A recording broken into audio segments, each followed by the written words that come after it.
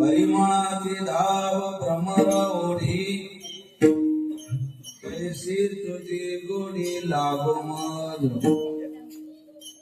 विठ्ठल माये विटेना जवळे आहे परी भेटेना पुरुषाला कलिया जीवनाची ओढी तैसी तुझी गोडी लागोया जीवा विठ्ठल माये विटेना जवळे आहे परी भेटेना बापर महादेवीवरून विठ्ठले आवडी गोडी यासी गोडी मिळून गेली विठ्ठल माये विटेना जवळे आहे परी भेटेना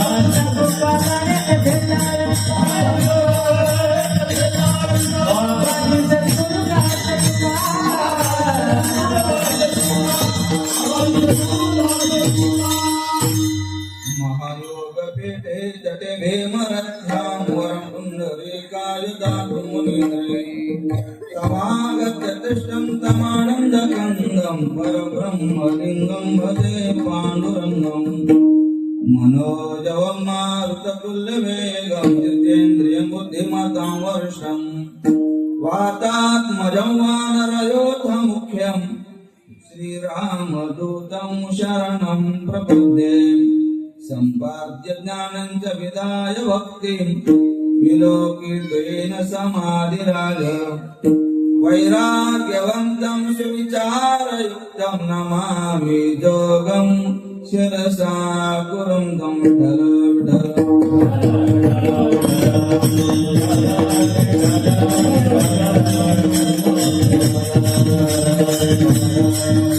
परिमळाची धाव भ्रमर ओढी तैसी तुझी गोडी लागोया जीवा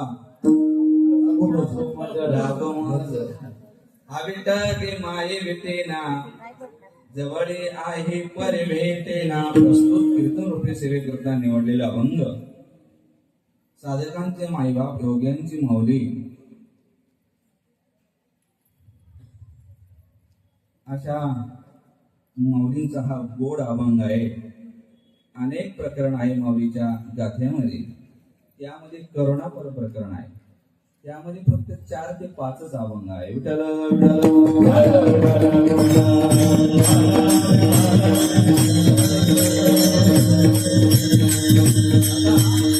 करुणापर प्रकरणातला हा गोड अभंग आहे. या अभंगातून माऊली आपल्या जीवाला आपल्या मनाला मार्गदर्शन करतात की बाबा तुला जर गोडी लागायची असेल किंवा लावायची असेल तर माऊलींनी 2 सिद्धांत किंवा 2 दृष्टांत सांगितलेले आहे. एक भ्रमराचा आणि एक तृष्णेचा. विठ्ठल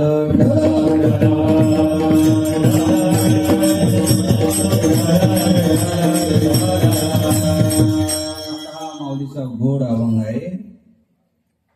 आपल्या या मनोरमा नगरामध्ये भगवंताच्या असीम कृपेने साधू संतांच्या आशीर्वादाने ज्ञानोबराय तुकोबाराय आदी करून सकल संतांच्या कृपा प्रसादाने माता वर्ग पिता वर्ग गायक वादक मंडळी गुरुबंधू मंडळी सर्वांच्या उपस्थित चालू असलेला हा अखंड हरनाम यज्ञ त्याप्रमाणे संत जनाबाई महिला भजनी मंडळ मनोरमा नगर यांच्याद्वारे गेले अनेक वर्षापासून हा नाम यज्ञ चालू आहे.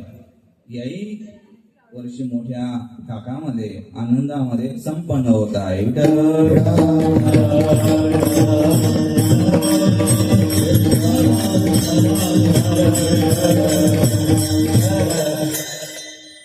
माऊलीचा हा 750वा जन्म उत्सव आहे आणि त्याप्रमाणे जगद्गुरु तुकोबाराय यांना सुद्धा 375 वर्ष झाले ना वैकुंठ गमनाला. अशा या महत्वाच्या पर्व काळाच्या निमित्ताने हा नामयज्ञ चालू आहे. विठ्ठल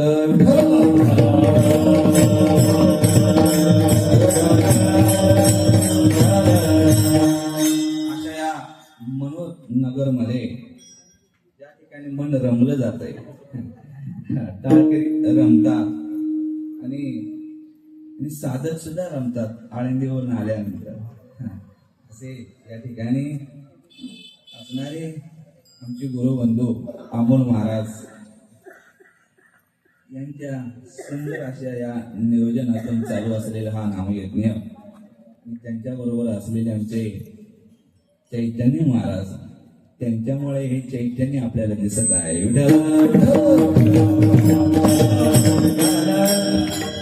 महाराज फार मोठे आहे, त्यांचा अधिकार फार मोठा आहे, परंतु केवळ आपल्या गुरुबंधू करता महाराज इतक्या लांबून येतात, आपले कार्यक्रम सोडून येतात. कोणी कार्यक्रम सोडायला मोकळा नाही. साधं दसऱ्याचं प्रवर्तन कोणी सोडत नाही.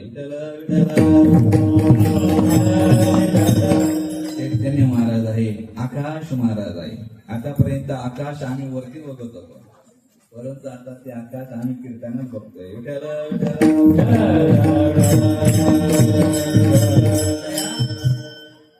गुरुबंधूंच्या द्वारे हा अखंड हरिनाम यज्ञ दरवर्षी संपन्न होत असतो आणि अमोल महाराजांच्या अशा या अमोल नियोजनातून गेले अनेक वर्षापासून प्रत्येक कीर्तनकाराला अभंग देत असतात. शक्यतो कोणी अभंग देत नाही, नवे तर शक्यतो कोणी घेत पण नाही. बरेच कीर्तनकार आहे, 4च अभंग आहे, परंतु त्या 4 अभंगावर त्यांनी 4 कोटी रुपये कमावले. काय काय नाही, वर्षाला गाडी बदलतात. परंतु अभंग दिल्यानंतर काही कसरत असावी लागते, बुद्धीची तिथं त्या ठिकाणी परीक्षा होत असते. आमच्या भागामध्ये 15 दिवसात आम्ही नामयज्ञ केला. जवळच आमचं गाव आहे, तर त्या 15 दिवसामध्ये महाराज चैतन्य महाराज किती कीर्तनकार आले? फक्त 8 कीर्तनकार आले, बाकीचे आलेच नाही.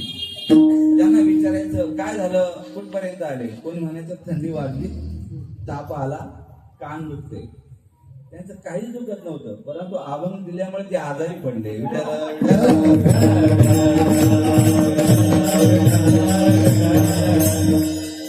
येऊन जाऊन रोज तेच गायचं ना. ठाण्याला अभंग गायचा करतो, नाशिकला घ्यायचं, कारण ठाण्याचे लोक तिकडे येत नव्हते आणि नाशिकचे इकडे येत नव्हते.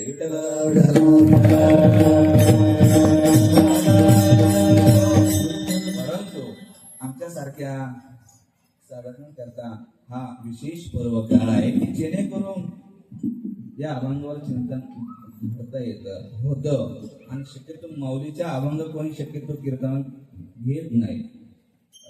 जे काही फडावरची मंडळी आहे, वास्कर फडावरचे असतील, देवकर फडावरचे असतील, अजून शिरवळकर, आजराळकर, शिरवळकर, अशी काही फडावरची मंडळी आहेत, ते माऊलीचे अभंग घेत असतात आणि माऊलीच्या अभंगाला सुंदर अशा चाली लावतात.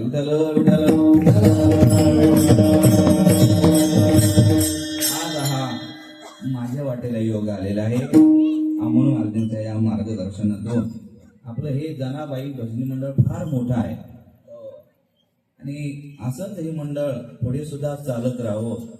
आणि मंडळाचा मोरख्या जर चांगला असला ना तर मंडळ चांगलं असतं. हो, या मंडळाचा मोरख्या जर कोण असेल तर अमोल महाराज चांगले आहे. महिला मंडळीचा त्यांच्यावर विश्वास आहे. नाही तर आजकाल आपण जर पाहिलं तर मंडळामध्ये अनेक विच्छेद झालेले आहेत, छिन्न झालेले आहेत. कोण म्हणतो हा महाराज गायचा, तो गायचा, हा माझा जावई आहे, हा माझा सासरा आहे, हा माझा मेवणा आहे, हा माझ्या गावचा आहे. त्यांची कीर्तन लावा, तारीख लावा, मी तर म्हणतो काडी लावा.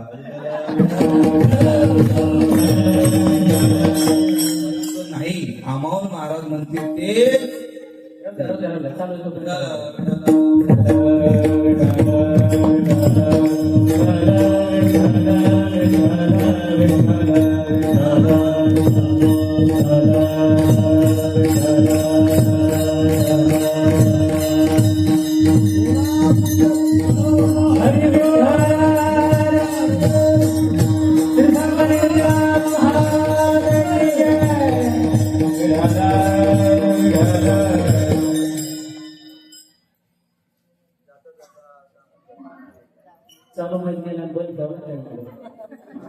अरे काय माणूस कसा होतो तर चालेल तो काय करायचं बा.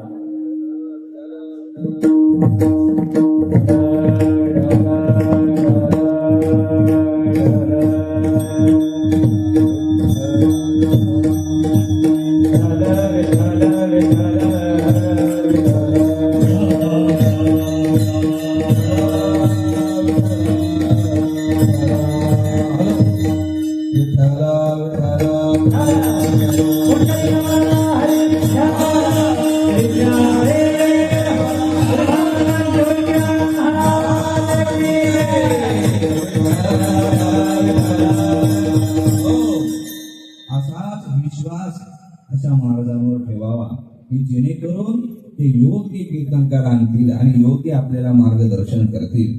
आजकाल कीर्तनकाराचा भरणा भरपूर झालेला आहे, भरपूर.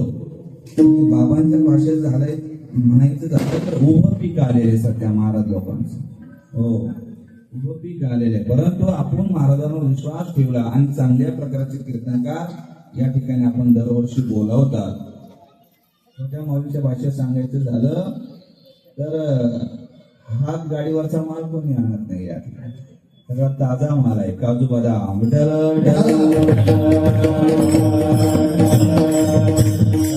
असं नियोजन पुढे होत राहू आणि चांगल्या साधकांची चांगल्या महात्म्यांची या ठिकाणी कीर्तन होत राहू असे मी भगवंताला जोग महाराजांना प्रार्थना करतो. विठ्ठल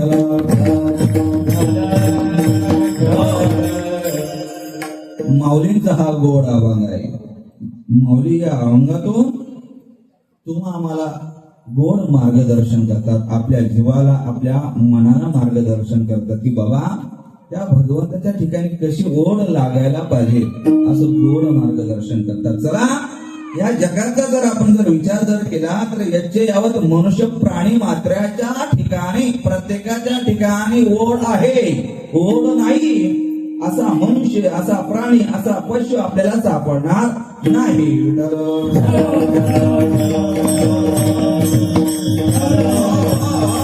प्रत्येकाच्या ठिकाणी ओढ आहे. ओढ आहे म्हणून तर धावपळ आहे. आपण या ठिकाणी कीर्तनाला आला, आपल्या अंतःकरणामध्ये ओढ आहे. कशाची? कीर्तन ऐकण्याची ओढ आहे. हो, आणि कीर्तन झाल्यानंतर सुद्धा आपण ओढीनेच पुढे जाणार आहे, घरी जाणार आहे. ओढ नाही असा मनुष्य आपल्याला सापडणार नाही. जगामध्ये ज्या ज्या काही हालचाली आहे, ज्या ज्या काही प्रक्रिया घडतात, वस्तूमध्ये बदल होतात, माणसामध्ये बदल होतात, हे कशाने? ओढीने. ओढीचा विषय भिन्न असेल, ओढीचा विषय भिन्न असेल, धावपळीचा विषय कधी कधी भिन्न असेल, परंतु ओढ आहे. जगद्गुरु तुकोबारे म्हणतात सांसारिक माणसं आहे त्यांच्या ठिकाणी सुद्धा ओढ आहे, परंतु ती विषयांची ओढ आहे.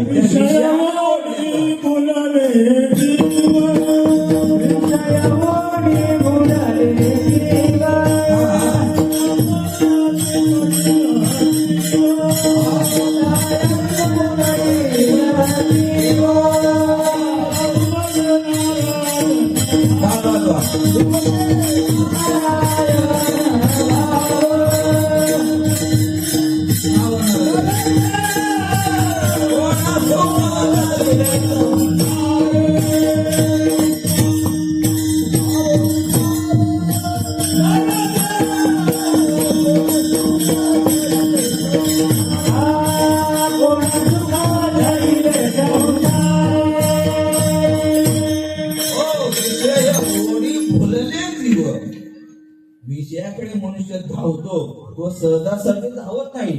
अंतःकरणामध्ये काय असते? ओढ असते. ओढीने मनुष्य धावत असतो.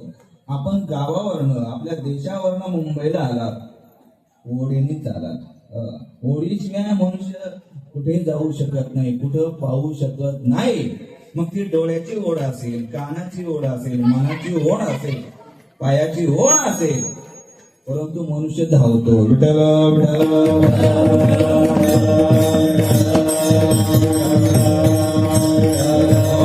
आजकाल जगामध्ये जे बदल होत चालले किंवा छोटं घर असताना मनुष्य मोठं घर बांधतो. हे कशाने बांधतोय? ओढेनेच बांधतोय. हो, मी अजून पुढे जाऊन सांगे, या जीवाच्या ठिकाणी ओढ आहे. ओढ या शब्दाचा अर्थ आवड. या जीवाच्या ठिकाणी, पशूच्या ठिकाणी, प्राण्याच्या ठिकाणी ओढ आहे. याचं कारण असं आहे, कारणामध्ये ओढ आहे म्हणून कार्यामध्ये ओढ आहे. हो, ओढ या शब्दाचा अर्थ आपण आवड घ्या. कारणामध्ये आवड आहे. आपलं सर्वांचं कारण कोण आहे?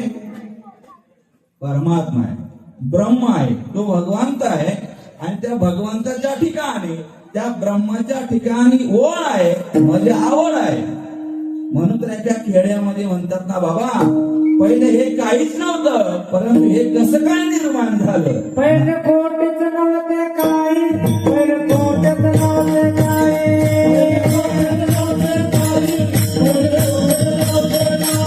चंद्र सूर्य तारा आहे, चंद्र सूर्य तारा आहे.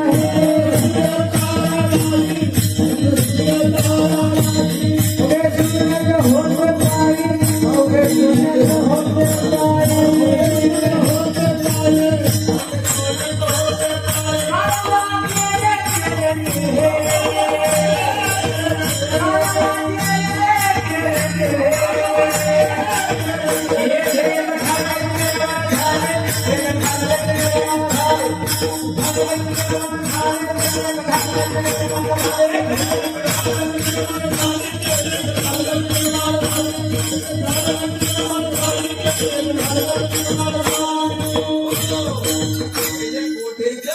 काही चंद्र सूर्य ताराई अवघे शून्याचे होते काही. कानोबा तेरे तेरे ते एक ढालगती निर्माण झाली.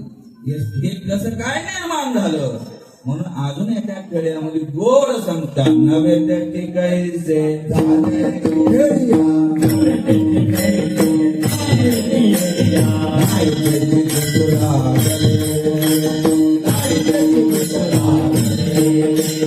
आरोप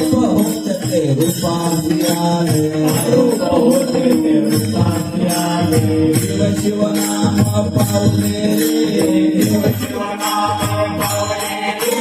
आपण जावई घालवे खेळिया आपा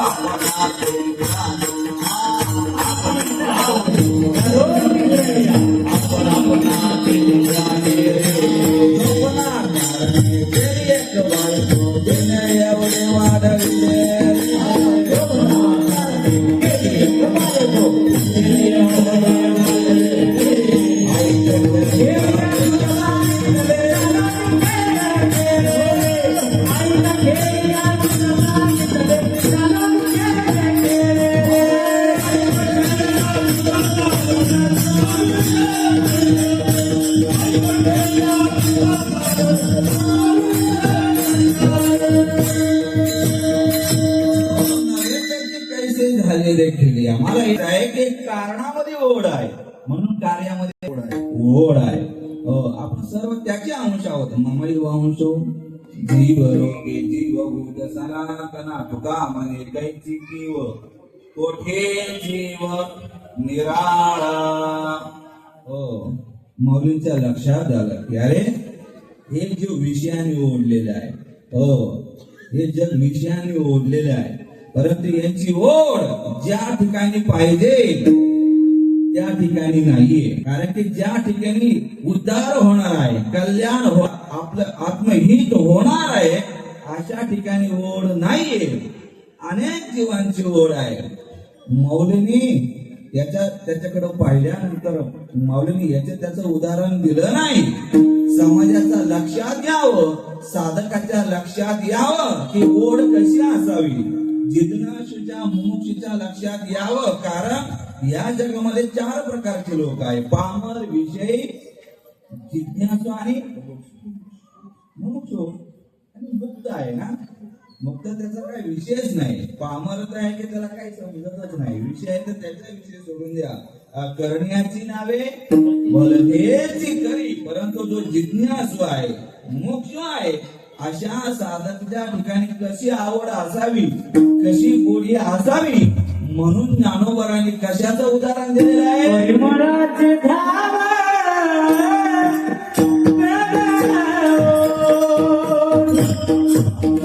परिमळाची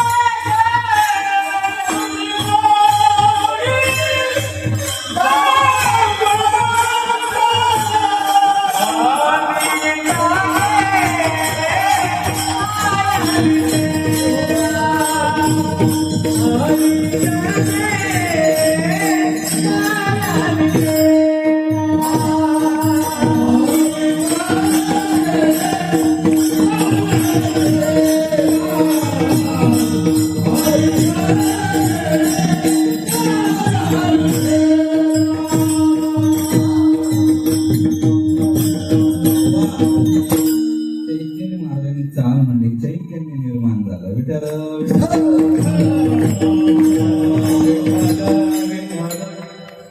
माऊलीने दृष्टांत दिला की बाबा कशा प्रकारे जीवाला ओढ असावी, ती गोडी असावी.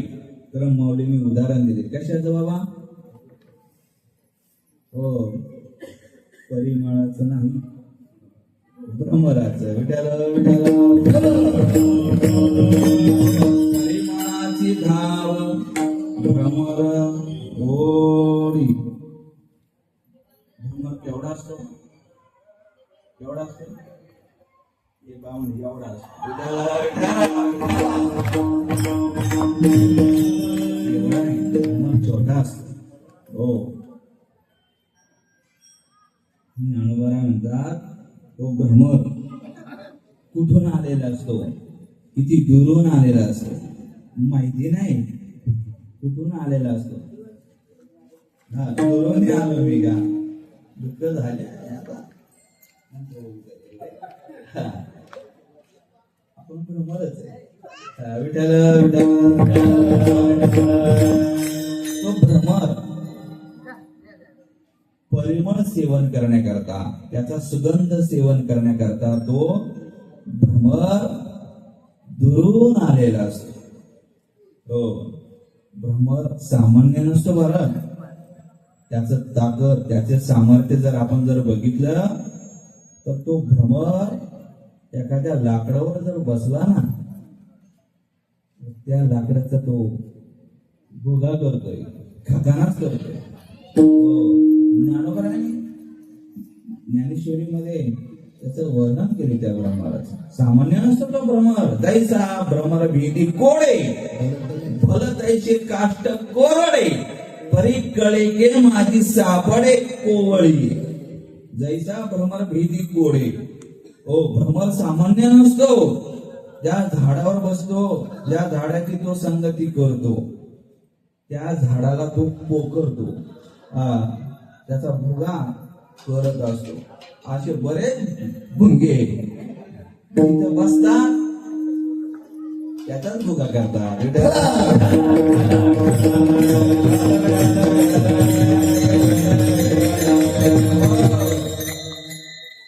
त्या भुंग्याला काही समजत नाही की यानं मला मोठं केलंय, यानं मला पुढे नेलंय.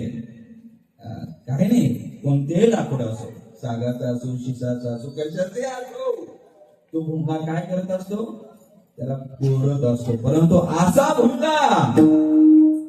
भुंगा मकरंद सेवन करण्याकरता त्या कमळामध्ये येत असतो. सुगंध सेवन करण्याकरता त्याला माहिती नसते की हे कमळ संध्याकाळच्या वेळेला मावळणार आहे, मिटणार आहे. आणि आतमध्ये सेवन करण्याकरता जातो आणि तो आतच राहतो. वास्तविक पाहता तो बाहेर येऊ शकतो, तैस उत्तीर्ण होईल प्राणी कमळ तळत फिरून येणे. विठ्ठल असा भुंगा लाकडा कोरणारा, लाकडाचा भुगा करणारा, परंतु तो भुंगा कमळामध्ये अडकतो. त्या पाकळ्या इतक्या मऊ असतात, धक्का लागला तर लगेच त्या खाली पडू शकतात, परंतु त्यांना तो धक्का लावत नाही. त्याला माहिती आहे की या कमळाने मला सुगंध दिलेला आहे, याच्यामुळे आनंद भोगतोय. मला अजून पुढे जाऊन सांगेल की मनुष्याने सुद्धा त्या भुंग्यापासून गुण घेतला पाहिजे. विठ्ठल तो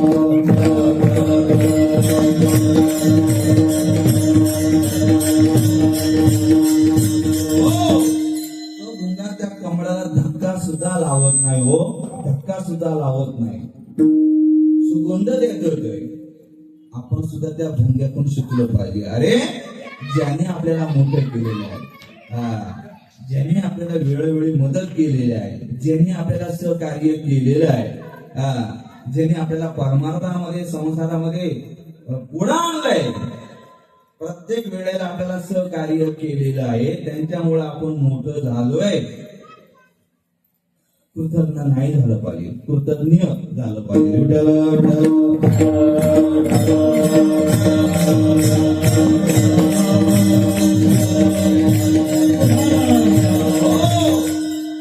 तो भुंगा मरतोय, आपला प्राण सोडतो. कोणाकरता? त्या कमळा करता. त्याचा खूप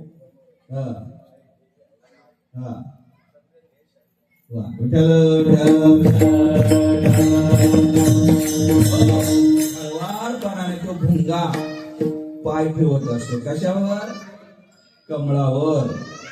कारण त्याला त्या मकरंद सेवन करण्याची काय लागलेली आहे दादा? गोडी लागलेली आहे. हो, माऊलीने रूपक केलेलं आहे, गोडी लागलेली आहे. हो, दुरून आलेला तो भुंगा सेवन करण्याकरता तिथे तशी त्याला गोडी लागलेली आहे. आणि त्या कमळाच्या झाडाखाली ज्ञानोबराय म्हणतात दुसरा एक प्राणी बसलेला असतो. कोणता? बेडूक. कुठे बसलेला असतो? कमळाच्या तिथेच बुडाला बसलेला असतो. तो काय खातो? येर चिखलोची वरे. विठ्ठल विठ्ठल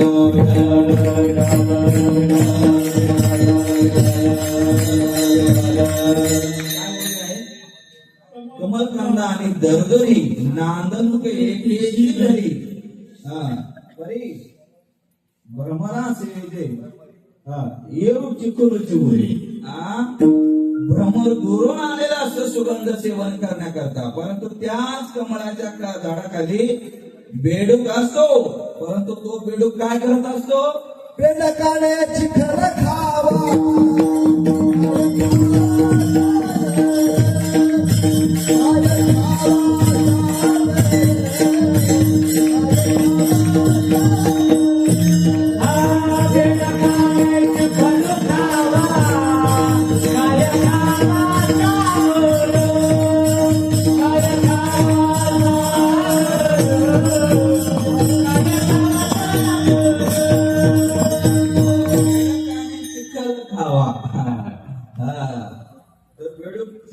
खात असतो. आणि भ्रमर दुरून येऊन काय करत असतो? सुगंध सेवन करत असतो. चला, बाहेरून आलेले कीर्तनाला ऐकण्याकरता लोक ते काय आहे? भ्रमर आहे. आणि नगरामध्ये सप्ताह चालू आहे. घर जवळ आहे. ते कीर्तनाला आले नाही, ते बेडक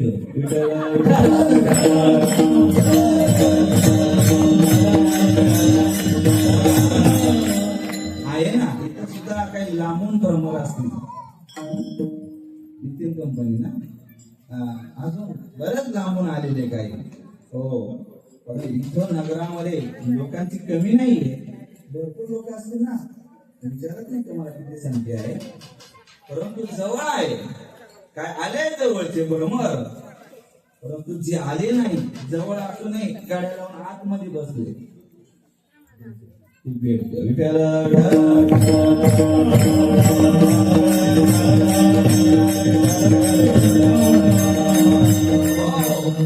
आणि जे आले दुरून आले, त्यांना ती गोडी लागलेली आहे.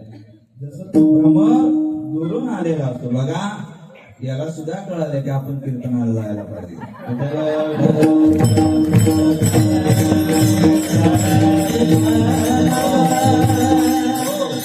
त्याप्रमाणे ज्ञानोबा काय म्हणता, परिमळाची धाव भ्रमर होडी. तो भ्रमर परिमळ सेवन करण्याकरता, सुगंध सेवन करण्याकरता दुरून आलेला असतो. त्याप्रमाणे ज्ञानोबा काय म्हणतात, तैशी तुझी गोडी लागो मज. विठ्ठल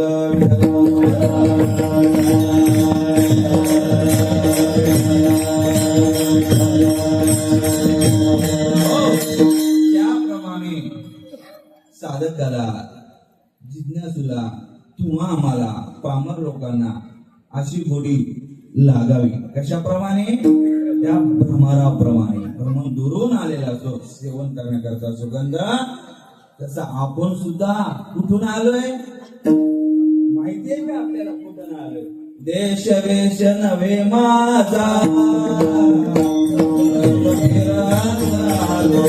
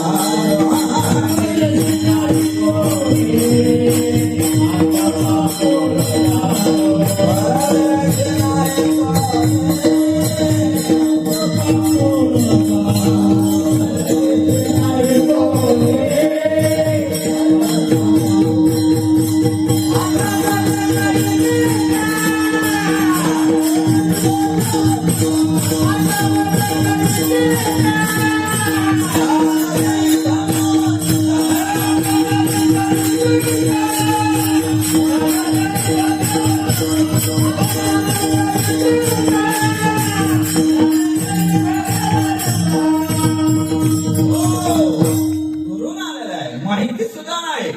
देश वेशन नव्हे माझा. महाराज मला प्रमाण दिलं, दुरून आलो मी गा, दुःख झाले यावया येतवरी होते हेची कारण. पुढे दुर्लभ माहिती तुम्हा पायी झाले दर्शन. हो, विनवित तुका संता दोन्ही कर जोडून.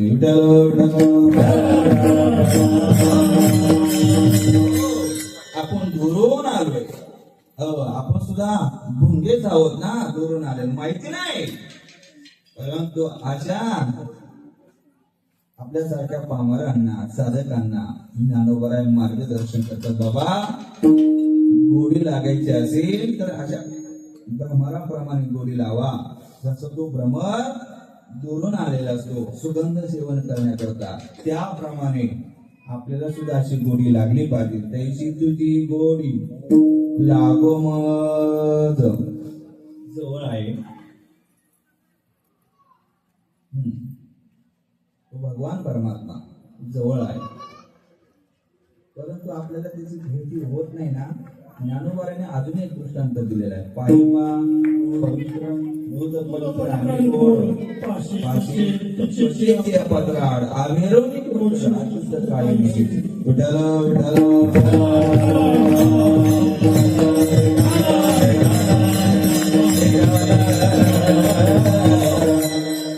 बघा ना, गाईच्या कासेला म्हशीच्या कासेमध्ये दूध असतं, पवित्र असं दूध असतं, अमृताप्रमाणे दूध असतं. परंतु तो गोचिड काय करत असतो? दूध नाही पीत, पण मला चहा पितो. काय करत असतो? रक्त सेवन करत असतो. रक्त दूध जवळच आहे, हो, परंतु लोक अमृत नाही सेवन करत. हो, काय पितात? दारू पितात.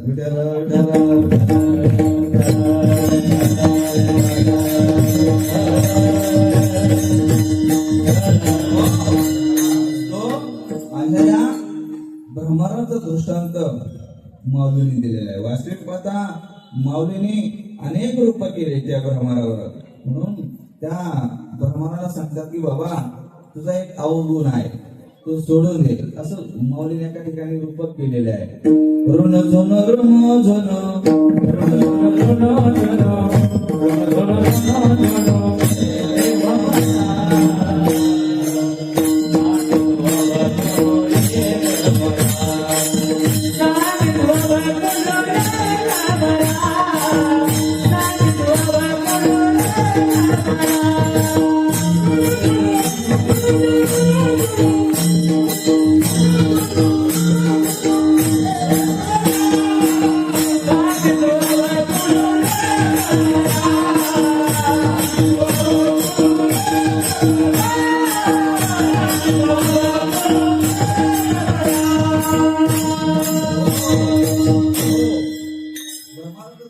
दिलेला आहे. ज्ञानोबा म्हणतात ज्याप्रमाणे त्या ब्रह्माला, त्या भुंग्याला परिमाणाची धाव, त्याला ती गोडी लागलेली आहे, त्याप्रमाणे सुद्धा या जीवाला, या मनाला तुझी गोडी लागली पाहिजे. या इंद्रियांना सुद्धा त्याची गोडी लागली पाहिजे. म्हणून तर जगद्गुरु तुकोबाराय आपल्या वाणीला, आपल्या मनाला, आपल्या डोळ्याला मार्गदर्शन करतात. हे वाचे, तुला घ्यायचं असेल तर देवाचं नाव घे घे माझे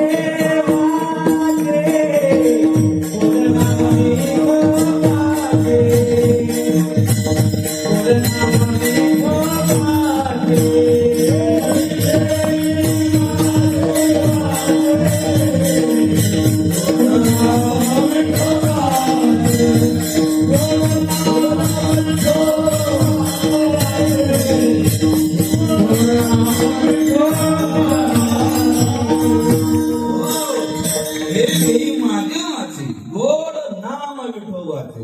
म्हणजे साधू संत सुद्धा इंद्रियांना काय करतात? मार्गदर्शन करतात. वाचेला मार्गदर्शन करतात, मनाला सुद्धा मार्गदर्शन करतात. म्हणा तुला धावायचं असेल तर इकडे तिकडे धावू नको. मन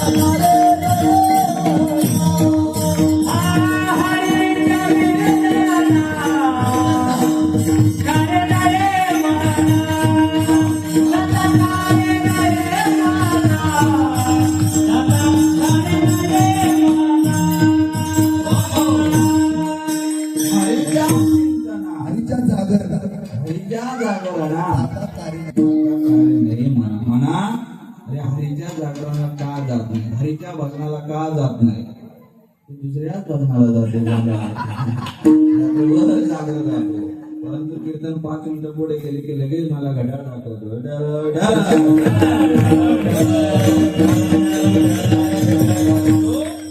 साधू संत आपल्या इंद्रियांना मार्गदर्शन करता. मनाती धाव घे राई विठोबाच्या पायी. वास्तविक पाहता आपल्या इंद्रियांचं सार्थक चांगल्या कर्मामध्ये आहे. या हाताचं काय काम आहे, पायाचं काय काम आहे. एका शुभचित्काराने गोड उदाहरण दिले. हस्तम पवित्रम यदि दान पुण्यम, पादम पवित्रम यदि तीर्थ यात्रा, मुखम पवित्रम यदि नाम घोष, हृदयम पवित्रम यदि ब्रह्मनिष्ठा, हस्तम पवित्रम यदि दान पुण्यम.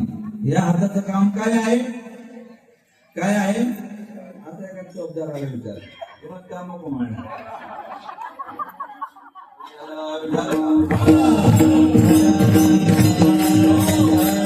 हस्तम पवित्रम यदि दान पुण्यम. दान देण्यामध्ये, चांगलं कर्म करण्यामध्ये, पूजा करण्यामध्ये, मृदंग वाजवण्यामध्ये, टाळ वाजवण्यामध्ये या हाताची काय आहे, शोभा आहे. हस्तम पवित्रम यदि दान पुण्यम. शुभचित्काराने दुसरं उदाहरण दिले. पादम पवित्रम यदि तीर्थ यात्रा. पायाची शोभा कुठे जाण्यामध्ये आहे, म्हणून सासरवाडीला जाण्यामध्ये नाही. पादम पवित्रम यदि तीर्थ यात्रा. म्हणून तर जगद्गुरु तुकोबाराय हे सकाळचे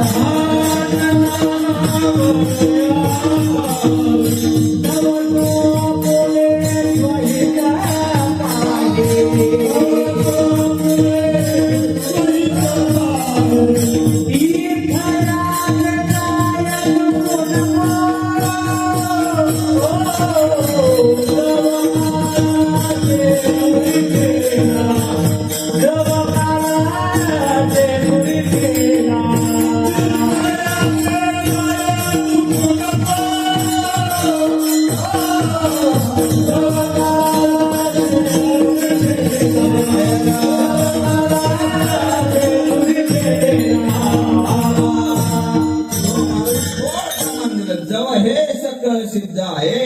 हात चालवाया पाय तव तो आपले सोयीत पाहे. तीर्थयात्रे जाय चुकू नको. बाबा जोपर्यंत अंगामध्ये ताकद आहे, पाठ्याची शक्ती आहे, तोपर्यंत तीर्थयात्राचा आनंद, भजनाचा आनंद, वारीचा आनंद. कारण आपण भारतात जन्माला आलो. भरत खंडे नरदीय प्राप्ती येतो परम भाग्याची संपत्ती. त्यात महाराष्ट्रात जन्माला आलो. महाराष्ट्र भूमी संतांची, म्हणून जीवनाचा आनंद घेतला पाहिजे. म्हणून तर असं म्हणतात ना, आहे तर घ्या भजन कीर्तन करू. आहे तर घ्या भजन कीर्तन करू, नाही तर जा मरू. सोयरे जायला टाकतील पुरून, नाही तर फुंकू.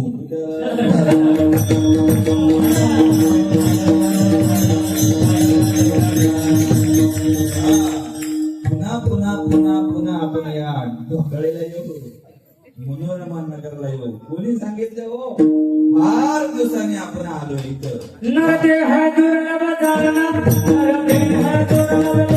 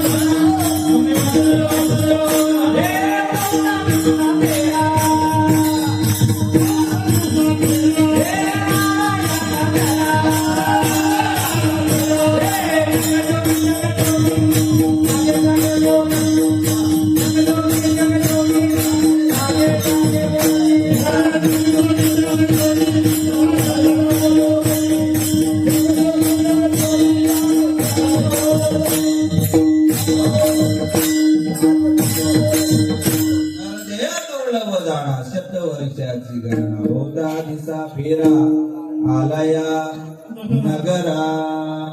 फार दिवसाने आपण प्राप्त झालोय म्हणून अशा मनाला तैशी तुझी गोडी लागो मज. मौलीने आपल्याकरता ते रूप केलेलं आहे त्या भ्रमराचं की जीवाला सुद्धा अशा प्रकारची गोडी लागली पाहिजे. आपल्याला गोडी लागली हो, परंतु देवाची नाही, संसाराची गोडी लागलेली. यावे खाली हेची खरी हाव संसारी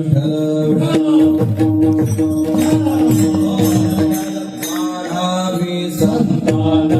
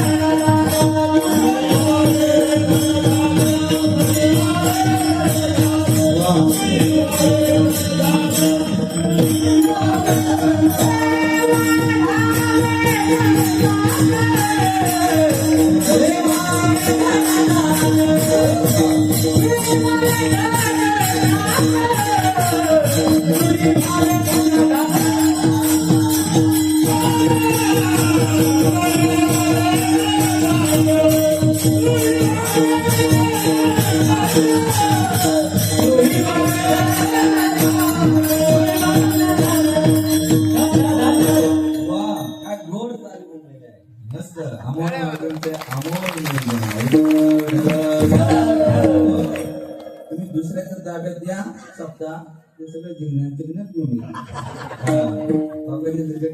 हे कुठं. परंतु हे नियोजन अमोल महाराजांचं आहे म्हणून अशी साधक मंडळी आहे. दुसरे जर आणले ना तर बाधकच.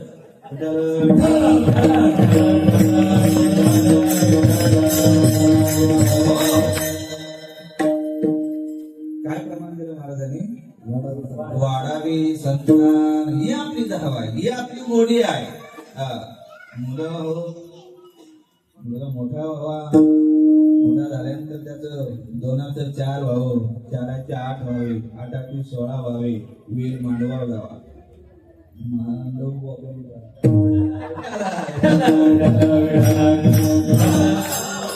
ही आपली गोडी आहे, याच्यात आपण रमलोय हो. परंतु ज्ञानोबा म्हणता याच्यात नका रंगू. ज्याप्रमाणे त्या भ्रमराला परिमळाची म्हणजे त्या फुलाची त्या सुगंधाची गोडी लागले त्याप्रमाणे सुद्धा त्या भगवंताची गोडी आपल्याला लागावी.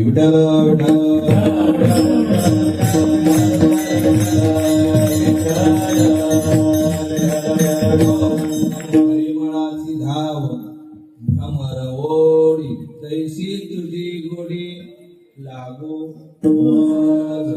ज्ञानोबारांनी मज म्हटलंय याचा अर्थ त्यांच्या करता नाही मार्गदर्शन, हे मार्गदर्शन आपल्या करता आहे. साधूचं वर्तन, साधूचं खाणं पिणं राहणं हे त्यांच्या करता नसून समाजा करता आहे. साधू संत महात्मा वैराग्यवान महापुरुष स्वतः ते क्रिया करतो मग तो दुसऱ्याला सांगतो. हो तैसे संत जगे प्रिया करुणी दाविनी प्रिया करुणी दाविनी प्रिया करुणी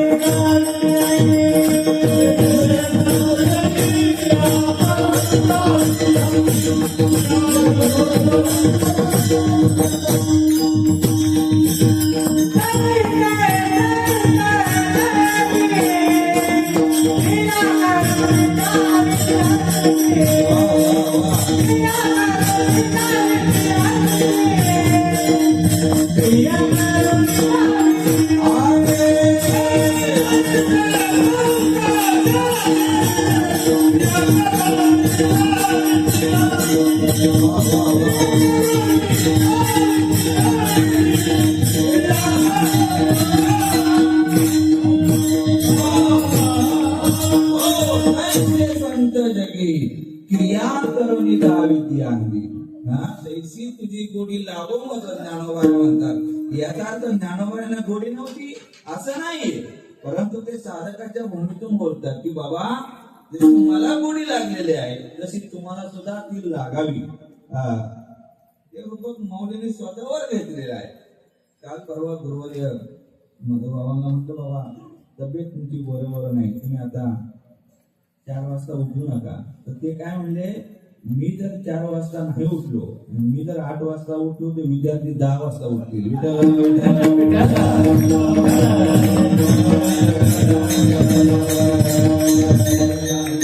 4 वाजता उठले, दरवाजा उघडला तर विद्यार्थी येतात.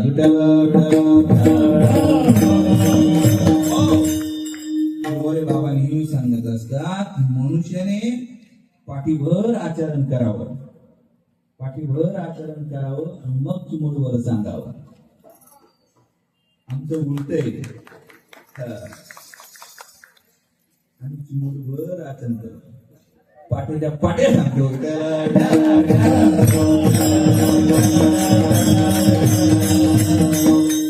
परंतु साधू सांगताना ते गेलं, सेवी तो आला का म्हणे चाकुरी सांगे अनुभवी आले अंगा, का म्हणे साक्षी आले स्वतःवर त्यांनी घेतलं.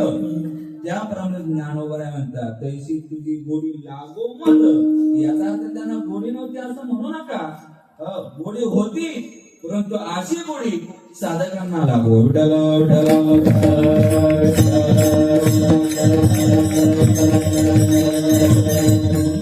त्या भ्रमराचं दृष्टांतर दिलेलं आहे. परिमाणाची धाव भ्रमर ओढी, तैशी तुझी गोडी लागो मद. चला, आपल्याला गोडी का लागत नाही हो? आपण बाहेर या विषयाच्या नादी लागून जो जवळ असलेला परमात्मा आहे, अंतःकरणामध्ये असलेला परमात्मा आहे, त्याला आपण विसरून गेलोय. तो वास्तविक पाहता जवळच आहे. हो, जवळच आहे.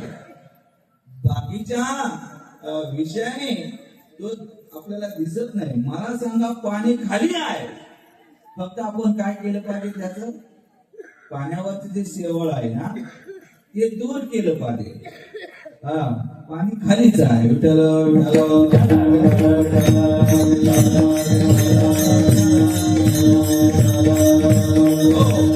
ज्याप्रमाणे तो भगवान परमात्मा आपल्या अंतःकरणामध्येच आहे, तैसा हृदयामध्ये राम असता सर्व सुखाचा आराम ती भ्रांतीसी काम विषयावरील. ज्ञानोबा म्हणतात, ज्याचं मी तुम्हाला गोडी लागायला सांगतोय, त्याच्याकडे धाव करायला सांगतोय, ज्याच्याकडे ओढी करायला सांगतोय, असा तो भगवान परमात्मा.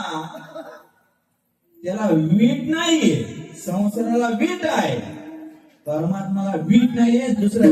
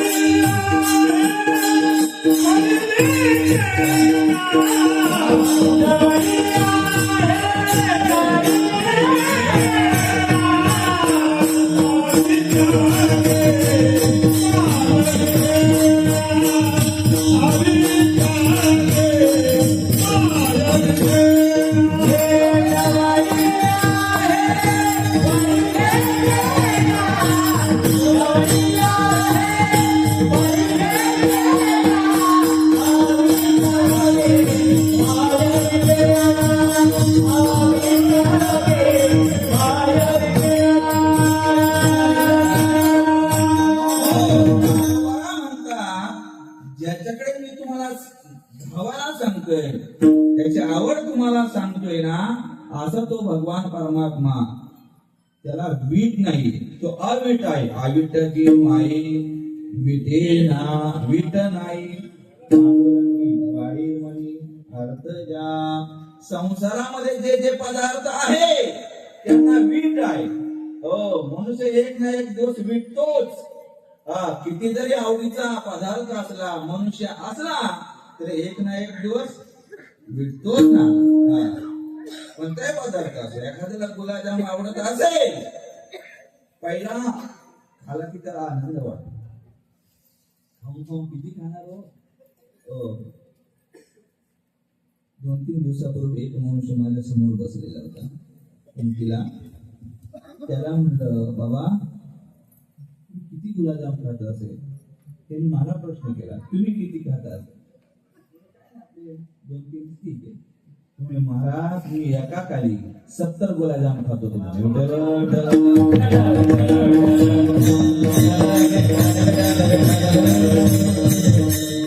आता किती खाले? तुम्ही 25-30 खाले. आता का खात नाही? मला वीट आला म्हणजे वीट आलाय.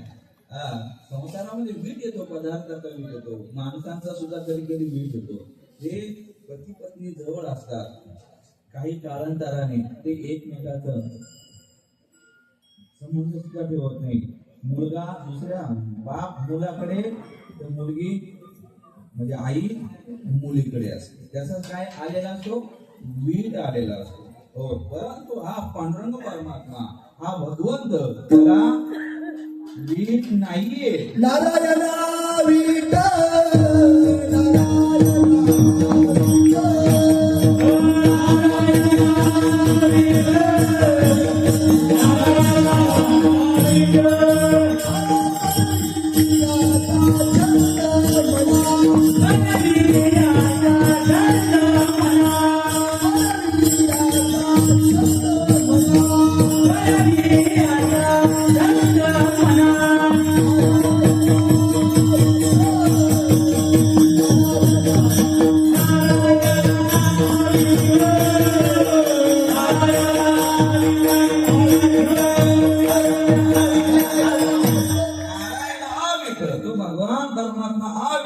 त्याला वीट नाहीये. म्हणून तर मला सांगितलं, वीट की माई विटेना.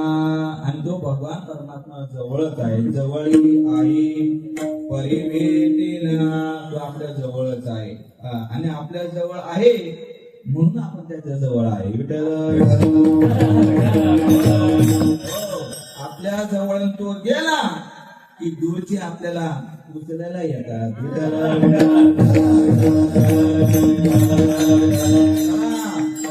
आवरा लवकर. कधी जवळून गेल्यानंतर, परंतु तो आहे, तुझं आहे, तुझं पासी आहेसी तू अंगांगी डोळे उघड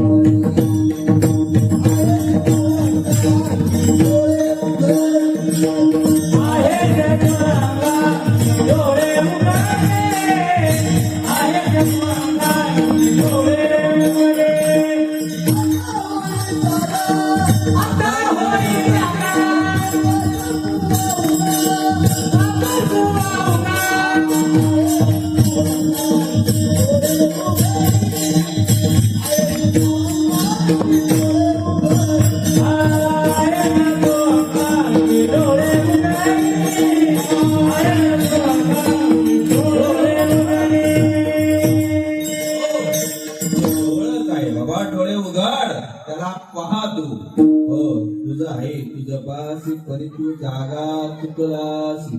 आविटके माये भेटेना, जवळी आहे परी भेटेना. माऊलीने दुसरं उदाहरण दिलेलं आहे. त्या भ्रमराचा दृष्टांत माऊलीला कमी वाटला. म्हणून माऊली म्हणतात, बाबा ज्याप्रमाणे मनुष्याला तहान लागल्यानंतर मनुष्य जसं पाण्याकरता धावतो त्याप्रमाणे अशी गोडी आपल्याला लागली पाहिजे. तिसऱ्या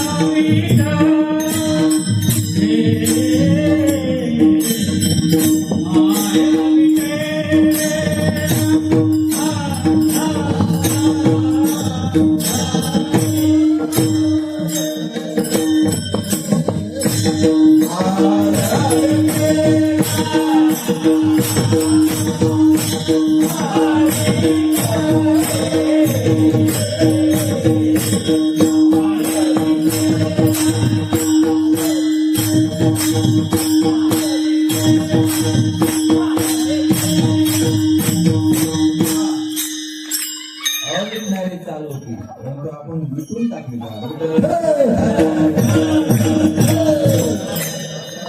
समय भेटला नाही हो असतो चला आविटगे माई विटेना जवळी आहे परी भेटेना माऊलीने दृष्टांत दिलेला आहे बाबा दृष्टांत जीवनातील ओळी ज्याप्रमाणे तहान लागल्यानंतर मनुष्य काय पितो बाबा पाणी पितो ना तहान लागल्यानंतर मनुष्य काय बाकी काही पित नाही काहीतरी त्याला पेलं ज्यूस त्याला अगदी तूप जरी पेलं तरी त्याची तहान जात नाही त्याला काय प्यावं लागते पाणीच प्यावं लागतंय अगदी दुसरं काही जरी घ्यायचं असलं तर असं म्हणतात पाणी टाकूनच घ्यावं लागतं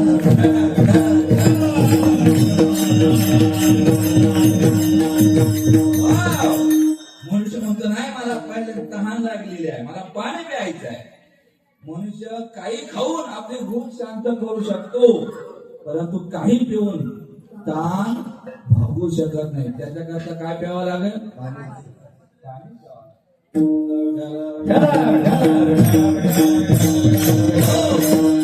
भुकेला काही द्या तुम्ही असं म्हणतात ना भुकेला कोंडा आणि झोपेला धोंडा भूक जर लागली तर मनुष्य काही पण टाकून आपली भूक शांत करू शकतो परंतु तहान जर लागली तर तो दूध पिऊ शकतो का नाही त्या दुधात सुद्धा पाणी असते त्याला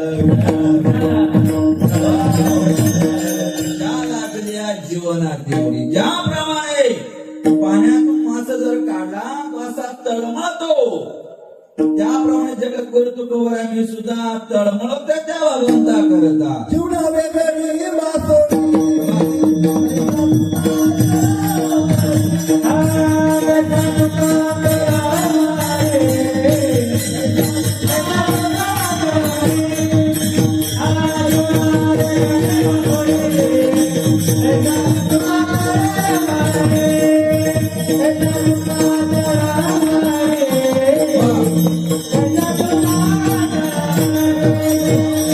मासोळी मासोळी कैसा तुका तळमळी आणि त्याप्रमाणे तुझा सुद्धा तळमळी बाहेर लावायला आता आला तर तो हो जीवना वेगळी मासोळी कैसा तुका तळमळी जीवना वेगळी मासा प्रकार हा होतो जीवा ज्याप्रमाणे मासा त्या पाण्याकरता तडफडतो जीव व्याकुळ होतो त्याप्रमाणे ज्ञानोबा म्हणतात मनुष्याला अशी गोडी लागली पाहिजे की पाण्याकरता जसा मनुष्य धावत असतो त्याप्रमाणे त्या भगवंता करता त्याची गोडी आपल्याला लागावी त्याप्रमाणे ज्ञानोबा म्हणतात तुषा लागलिया जीवनाची ओढी तैशी तुझी गोडी लागोया जीवा अविद्या दे माये विटेना जवळी आहे परे भेटेना आणि अशी जर गोडी लागली तर तो भगवान परमात्मा आणि ती गोडी एक होऊन जाते बाबा रखवा देवी मारो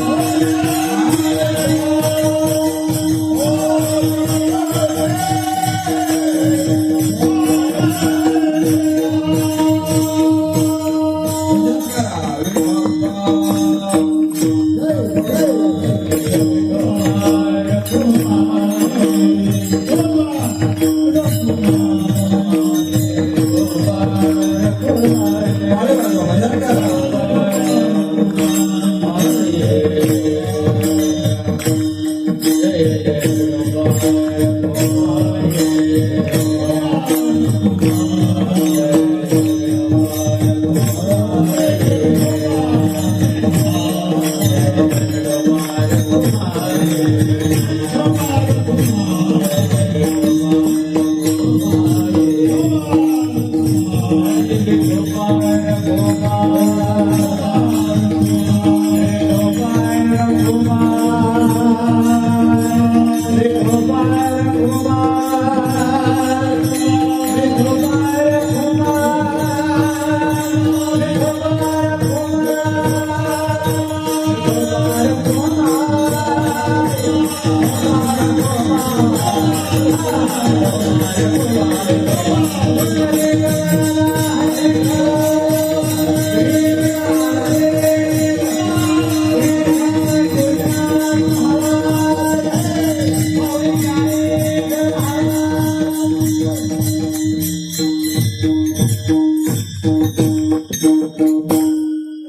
माझा भात झाला मला तो फळं लावले सगळं लावले म्हणून हात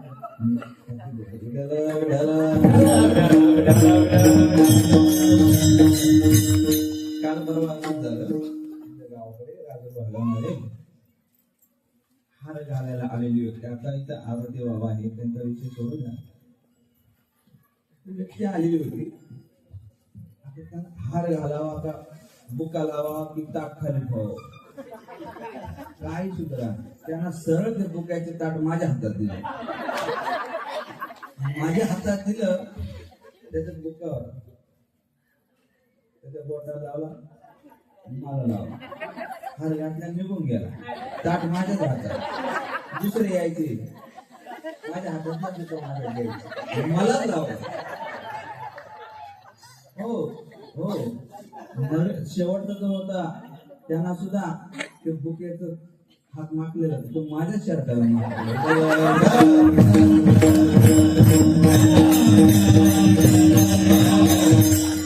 ताट घेऊन ताट असं तुम्हाला तरी नाही असं नाही दिलं नंतर भरून दिलं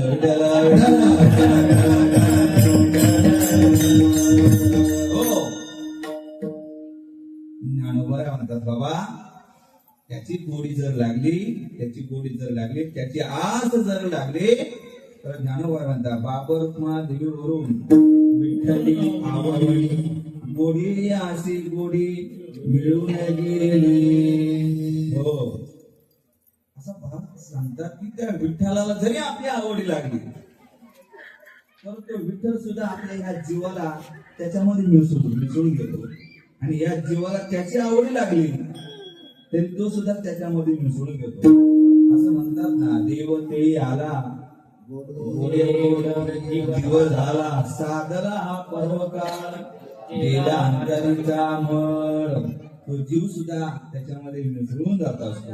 हे सत्य कीर्तन नामस्मरण हरिपाठ ते कशा करताय त्याची गोडी लागावी त्या भगवंतानी आपल्याला जवळ घ्यावं नाही तर आपण त्याच्या जवळ जावं याच्याकरता हे सत्य आहे. हा सत्य म्हणजे काय त्या 50,000 रुपयांचा पिंगळा जा गोंधळ आई मायेचं सागर नाही हे सरळ नरकाला जाणार आहे.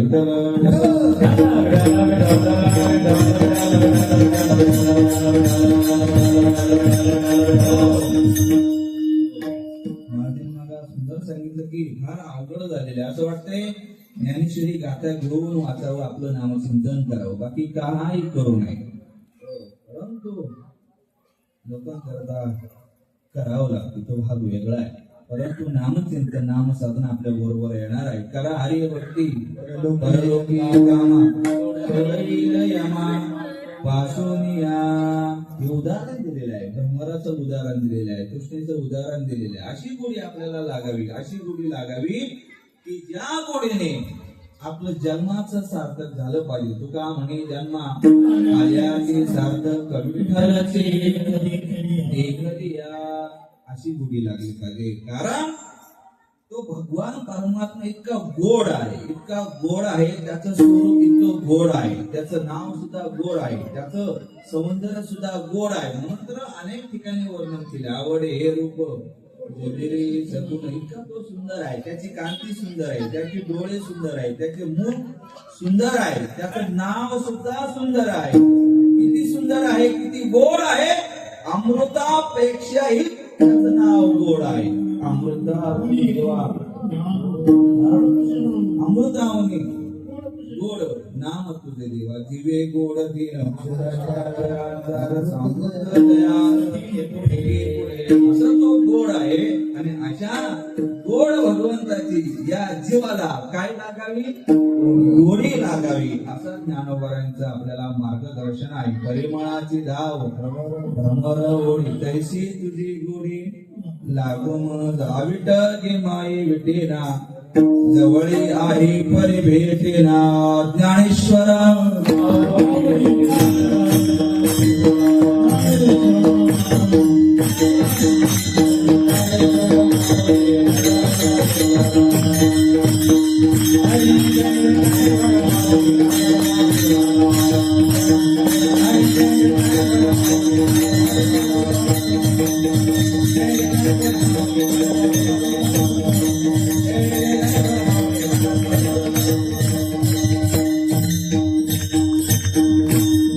प्रेमाची धाव भ्रमर होडी तैशी तुम्ही होडी लागू मज अविटगे माई विटीना जवळी आली परी भेटेना तो भगवान परमात्मा जवळच आहे त्याची आपल्याला गोडी लागावी याच्याकरता भजन हरिपाठ नामचिंतन वारी याच्या करता आहे आणि तेच विचार घेऊन आम्ही आपल्या समोर मांडलेला आहे आणि त्या विचारानेच आमची पूजा होत असते साधकाची पूजा होत असते महाराज लोकांची पूजा होत असते कोणी पाय घेऊन घेते कोणी आपलं पूजा वगैरे करतात मग आमची पूजा नाही करत तुकोबऱ्यांचे विचार घेऊन येतोय म्हणून आमची पूजा होत असते ज्ञानोबऱ्यांचे विचार जोगमाऱ्यांचे विचार घेऊन येतात म्हणून आमची पूजा होत असते काही काही महाभक्त आपली आरती करून घेतात हो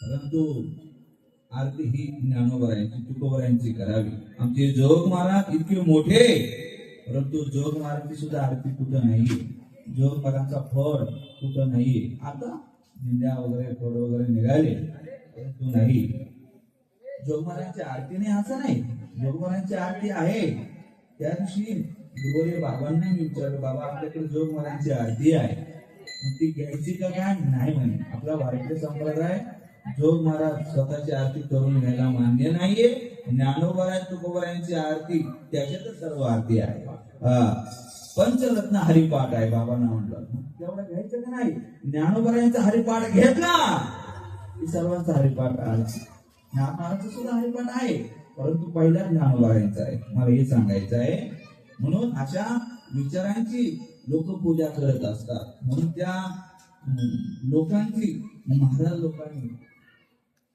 फसवणूक करू नये त्या विचाराची आपण एक निष्ठता राहावं वारकरी संप्रदायाची आपण एक निष्ठ राहावं अशी आपल्याला कळकळीची विनंती आहे ज्ञानोबरायांचा हा उपदेश मार्गदर्शन त्या भ्रमराप्रमाणे आपल्याला सुद्धा त्या भगवंताची गोडी लागो आणि मला तर वाटते त्या भगवंताची गोडी लागण्यापेक्षा त्या अगोदर आपल्याला संतांची गोडी लागावी संतांची गोडी लागली की संत आपल्याला तिथपर्यंत नेऊन पोहोचवतात असे ज्ञानोबा तुकोबा जोग महाराज आहे अशा या संतांच्या चरणी मी नतमस्तक होतो जे काही बरोबर असेल ते आदरणीय गुरुवारी बाबांचं आहे जे काही चुकीचं असेल अपसिद्धांत माझ्याकडून काय झाला असेल तो माझा बुद्धीचा दोष आहे म्हणून झालेली कीर्तनरूपी सेवा भगवंताच्या चरणी हनुमंतरायाच्या चरणी स्वानंद सुखनिवासी सद्गुरु जोग महाराजांच्या चरणी गुरुवारी बाबांच्या चरणी सेवा समर्पित करतो आलेली सर्व माता वर्ग पिता वर्ग गायक वादक मंडळी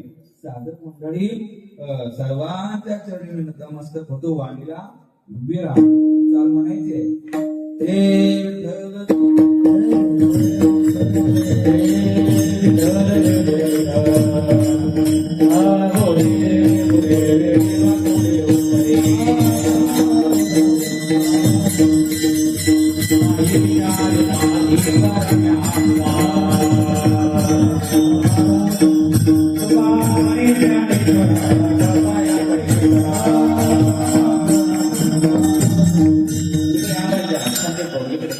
इकडे आवाज आवाज